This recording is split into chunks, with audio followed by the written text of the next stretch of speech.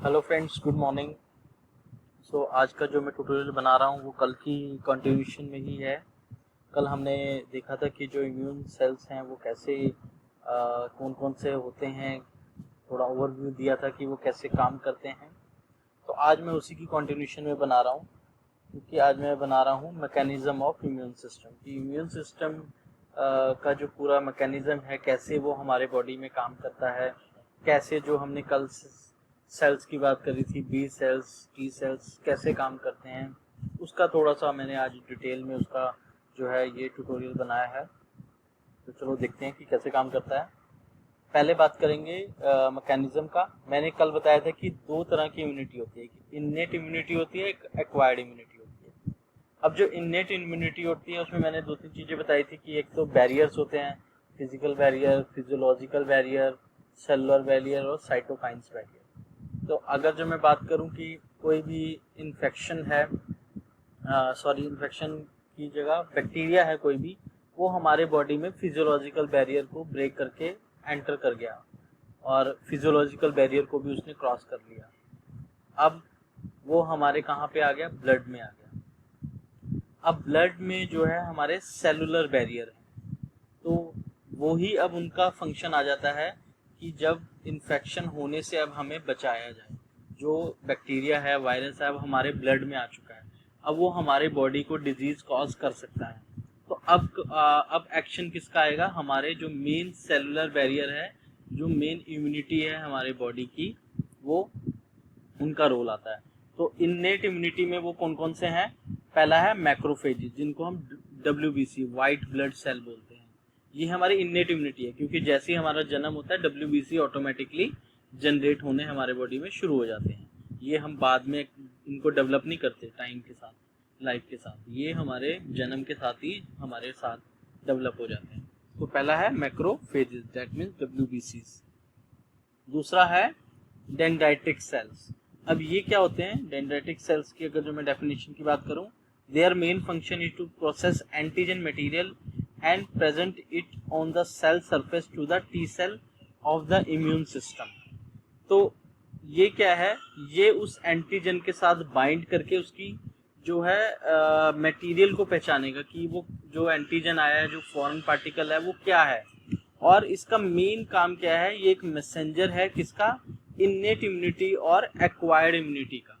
क्योंकि acquired immunity क्या है? जो बी सेल्स हैं, जो टी सेल्स हैं, मेन फाइनली वो ही किल करते हैं बैक्टीरिया को WBC के साथ मिलके। लेकिन जो डेंड्राइटिक सेल हैं वो मैसेंजर हैं, वो बताएंगे कि भैया अब कोई फॉरेन पार्टिकल हमारे में आ गया है, तो ताकि टी सेल्स को एक्टिवेट किया जाए। टी सेल फिर फर्दर किसको करेंगे? बी सेल को। अभी हम डिटेल में देखते हैं। तो ये एक मैसेंजर है इन्नेट इम्यूनिटी और एक्वायर्ड इम्यूनिटी का। अब एक्वायर्ड इम्यूनिटी की कल जो मैंने बताया था उसमें दो सेल हैं, बी सेल और टी सेल। ये दोनों जो है हम विद द टाइम हमारे बॉडी में डेवलप करते हैं, इन्फेक्शन की वजह से या हमारे वैक्सीनेशन की वजह से ये हमारे बॉडी में डेवलप होते हैं। तो आगे देखते हैं कि ये प्रोसेस होती कैसे है सारी। अब ये देखिए, ये है इन्नेट इम्यूनिटी का पार्ट, ये वाला इन्नेट इम्यूनिटी जो हमारे बॉडी में हमारे जन्म के साथ ही डेवलप होती है। ये एक माइक्रोब आया, मतलब कोई भी माइक्रो ऑर्गेनिज्म आया, बैक्टीरिया आया या वायरस आया, फंगाई आई, कुछ भी आया। अब इसने क्या किया? जो सरफेस बैरियर्स हैं, जो हमारी स्किन हो गई या हमारा हाइड्रोक्लोरिक एसिड हो गया, फिजियोलॉजिकल बैरियर हो गया, या नोज में जो हेयर हैं, ये या म्यूकस मेम्ब्रेन है, उसको इसने ब्रेक करके ये इजिली जो है हमारे ब्लड में आ गया। अब ब्लड में आने से क्या हुआ? मैक्रोफेजेस, जो मैंने बताया अभी WBC, वो इसके साथ एंट्रैप हो गए। WBC ने इसके ऊपर अटैक किया। अब उसका काम क्या हुआ? उसने जो है डेंड्राइट सेल्स को एक्टिवेट किया। डेंड्राइट सेल, ये देखिए, जो रिसेप्टर रिसीविंग जो है ये सेल्स होते हैं। अब ये क्या कर रहा है? ये जाके किससे? हेल्पर टी सेल को एक्टिवेट करेगा। जैसे मैंने कल बताया कि बी सेल को जाके हेल्पर टी सेल बताता है कि भैया कोई इन्फेक्शन कॉजिंग एजेंट हमारे बॉडी में आ गया है, उसको हमें किल करना है। तो क्या हुआ? इसने जाके हेल्पर टी सेल को एक्टिवेट किया, वो ग्रो किए, एक्टिवेट हो गए एक्टिवेट टी सेल, और उसने फिर जाके क्या किया? बी सेल को एक्टिवेट किया। बी सेल को एक्टिवेट होने की वजह से प्लाज्मा सेल क्लोन्स बन गए, इसने अपने क्लोनीज बनाई फटाफट और एंटीबॉडीज को जनरेट किया। एंटीबॉडीज ने फिर इसको किल करना शुरू कर दिया। तो ऐसे ये पूरी प्रोसेस होती है इन अ सिंपल और डायरेक्ट वे कि माइक्रोब आया, अगर जो उसने ये बैरियर अगर जो हमारे स्ट्रॉन्ग होते उसके अगेंस्ट में तो ये यहीं पे किल हो जाता, लेकिन बैरियर को वो क्रॉस करके ब्लड में आ गया, हमारे WBC के साथ इंट्रैप्ट हुआ, फिर उसने डेंड्राइटिस सेल्स को एक्टिवेट करके T cell helper T cell को एक्टिवेट किया ताकि वो बी सेल को जाके इन्फॉर्म करे, एक्टिवेट करे और वो जाके फिर एंटीबॉडीज जनरेट करे ताकि उस माइक्रोब्स के अकॉर्डिंग एंटीबॉडीज डेवलप हों और उसको किल किया जाए ताकि वो इन्फेक्शन कॉज या डिजीज कॉज ना कर सके। अच्छा, नीचे एक चीज आप दिखोगे कि यहाँ पे टाइम भी दिखाया हुआ है, टाइम आफ्टर इन्फेक्शन। जैसे मान लीजिए माइक्रोब आया तो विद इन 12 घंटे के अंदर अंदर जो है हमारे मैक्रोफेजेस जो है उसके ऊपर काम करना शुरू कर देते हैं। 1 घंटे तक डेंड्राइटिस सेल जो है हमारा मैसेंजर पहुंच जाता है टी सेल में। तो ऐसे देखते होंगे कि 5 घंटे के अंदर कोई भी एंटीबॉडी आता है तो 5 दिन के अंदर अंदर हमारी एंटीबॉडीज जो हैं वो एक्टिवेट होकर उसको किल करने की प्रोसेस को पूरा स्टार्ट कर देती हैं, किल कर देती हैं 5 दिन के अंदर अंदर। तो ये पूरी प्रोसेस को 5 दिन लगते हैं। इसलिए क्या होता है कि कुछ बैक्टीरिया का इंक्यूबेशन पीरियड होता है। जैसे हमारे अगर जो मैं कोविड-19 की बात करूँ तो बोला जाता है कि 5 दिन से 14 दिन के बीच में उसके लक्षण आते हैं। तो वो क्या है, अगर जो हमारी इम्यूनिटी उसके अगेंस्ट काम कर पा रही है तो वो जो लक्षण है वो डेवलप नहीं होते हैं हमारे। हम क्वारंटाइन करके रखते हैं 14 दिन तक, पेशेंट को चेक करते हैं कि उसको लक्षण आए हैं या नहीं आए हैं। अगर जो लक्षण नहीं आए हैं और उसका मतलब है कि उसकी इम्यूनिटी ने काम किया और उसको प्रिवेंट कर लिया इन्फेक्शन से। लेकिन लक्षण आ गए तो इसका मतलब है कि इम्यूनिटी सुप्रेस है, इम्यूनिटी एक्टिवेट उसको एक्टिवली किल नहीं कर पाई। अब उसको वैक्सीनेशन देना पड़ेगा, उसको ट्रीटमेंट देना पड़ेगा ताकि उसको क्योर किया जा सके। तो यही होता है इंक्यूबेशन पीरियड का प्रोसेस कि हमारी जो एंटीबॉडीज हैं, हमारी इम्यूनिटी है वो काम कर रही हैं तो जो है लक्षण नहीं आ पाते। तो this is the mechanism behind कि कैसे पूरी process in a simple way.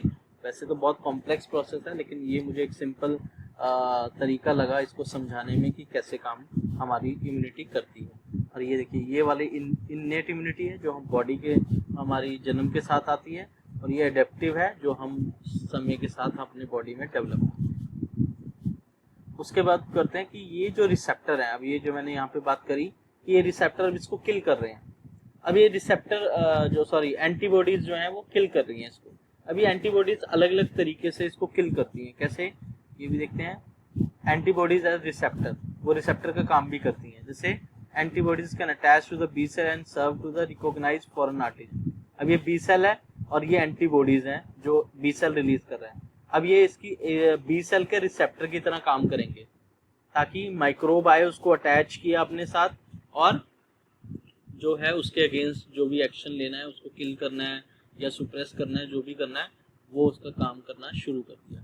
तो ऐसे भी एंटीबॉडीज काम करती हैं। ये फ्रीली मूव कर जो है हमारे बी सेल के रिसेप्टर की तरह काम करेंगी और जो है एंटीजन को अपने साथ अटैच करके उसको किल करने का प्रोसेस स्टार्ट कर देंगे। तो एक तो एंटीबॉडीज ऐसे काम करती हैं। दूसरा, अगर जो बात करूं एंटीजन एज इफेक्टर, उसमें free bodies can bind to antigen which tag the antigen for the immune system to attack and destroy। कुछ एंटीबॉडीज कैसे काम करती हैं कि वो क्या करेंगी, फ्रीली हो जाएंगी। मतलब ये WBC है, वो एंटीबॉडीज रिलीज करी उसने। अब इसने इन एंटीबॉडीज ने उसको माइक्रोब को चारों तरफ से यू कैन से दैट एंट्रैप्ट कर लिया। ये एंट्रैप्ट करते ही अब क्या हुआ, इसको कहाँ ले गए, WBC में ले गए अंदर और उसको एनगल्फ कर लिया, उसको खा लिया एक तरह से WBC ने। तो ऐसे भी जो है एंटीबॉडीज काम करते हैं कि अपनी पकड़ के ले गए उसको WBC के पास और उसने उसको मार दिया। तो एंटीबॉडीज ऐसे भी काम करती हैं।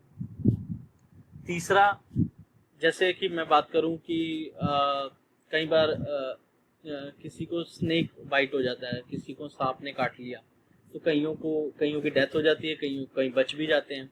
तो उसमें कैसे काम करती हैं हमारी एंटीबॉडीज, क्योंकि ऑब्वियस है जब वेनम आएगा, टॉक्सिन आएगा हमारी बॉडी में तो एकदम हमारी जो एंटीबॉडीज हैं या हमारा इम्यून सिस्टम है उसके अगेंस्ट काम करेगा ताकि बॉडी को प्रिवेंट किया जा सके। तो वो कैसे काम करता है उस केस में, ये देखिए, ये है एंटीबॉडीज, ये टॉक्सिक एंजाइम है, ये देखिए ये है टॉक्सिक एंजाइम इन स्नेक वेनम। स्नेक वेनम में जो टॉक्सिक एंजाइम है ये उसका स्ट्रक्चर है, ये स्नेक वेनम एंजाइम है, ये उसकी एक्टिव साइट है, यहाँ से जो है टॉक्सिन्स रिलीज होंगे। अब एंटीबॉडीज ने क्या किया, उसकी जो एक्टिव साइट है उसको ब्लॉक कर दिया।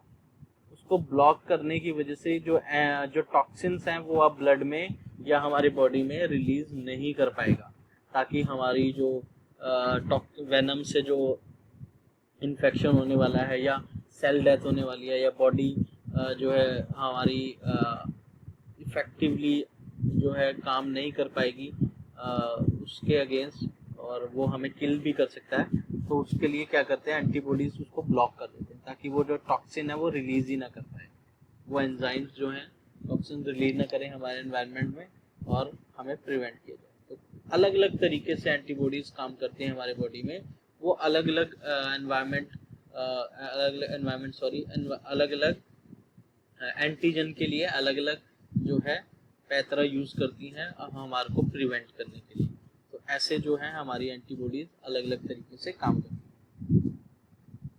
नेक्स्ट बात करेंगे कि जो हम वैक्सीन बनाते हैं वो काम कैसे करती हैं, हाउ वैक्सीन वर्क। जो हम हमारे को लगती है BCG है या पोलियो वैक्सीन है, जो वेरियस वैक्सीन हमको लगती हैं बचपन में, और जब हमें जैसे अभी जो है कोविड-19 की वैक्सीन डेवलप हो रही है, तो जब वो लगेगी तो वो काम कैसे करेगी तो देखते हैं।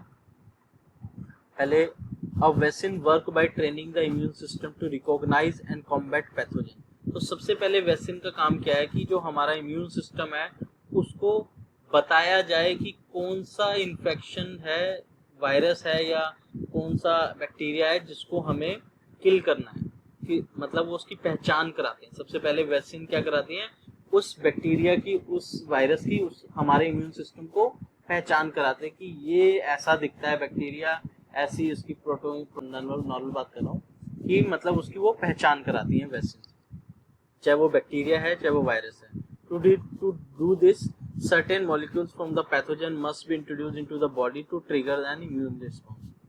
अब इसके लिए हम क्या करते हैं, वैक्सीन जो क्या करती हैं, हम क्या करते हैं, उसका जो वायरस है उसका या तो किल्ड या तो मरा हुआ बैक्टीरिया या उसका वीक वर्जन, मतलब ताकि वो हमारे को जो है टॉक्सिन ना कॉज कर पाए बॉडी में। मतलब हम वैक्सीन क्या दे रहे हैं, हम वो जो बैक्टीरिया, जैसे मान लीजिए हम यहाँ पे अब बात करते हैं कोरोना की, हम कोरोना की या तो किल्ड बैक्टीरिया को हमारे अपनी बॉडी को चढ़ा रहे हैं वैक्सीन के फॉर्म में, या हम उसकी बहुत ही कम डोज दे रहे हैं ताकि वो इन्फेक्शन कॉज ना कर सके।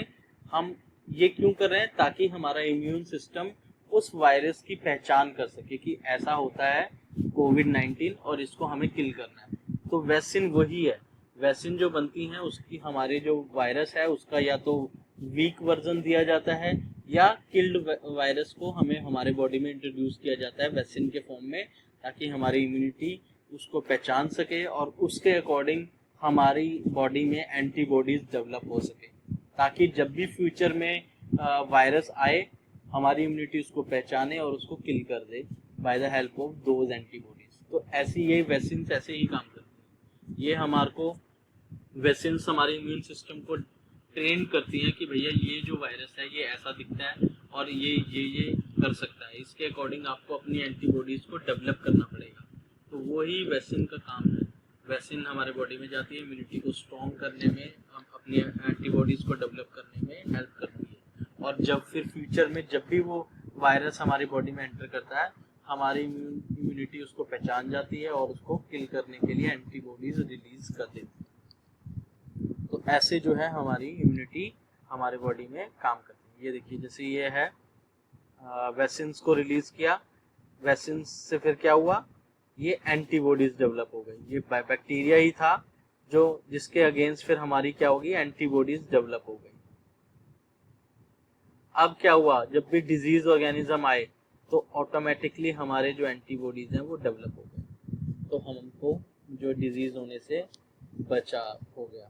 तो ये डिजीज ऑर्गेनिज्म मतलब जब असली वाला जो बैक्टीरिया है वो हमारे बॉडी में या रियल में जब हमारे बॉडी में वो पैथोजन दोबारा आया, वायरस दोबारा आया, तो एंटीबॉडीज हमारे इम्यून सिस्टम को पता था कि कौन सी एंटीबॉडीज काम करेंगी, तो उसके अकॉर्डिंग वो एंटीबॉडीज को रिलीज करें। तो ऐसे जो वैक्सीन हैं, वैक्सीन इम्यूनिटी है, हमें डेवलप करती है, हमें हेल्प करती है वेरियस पैथोजन के अगेंस्ट फाइट करने के। So this is all about the mechanism of immune system. ये मैंने बताया था कि बहुत बड़ा टॉपिक है। अभी भी मैंने इसको बहुत ही कन्फाइंड फॉर्म में बनाने की कोशिश करी है। होप आपको जो है इंटरेस्टिंग लगा हो ये topic. So thank you so much.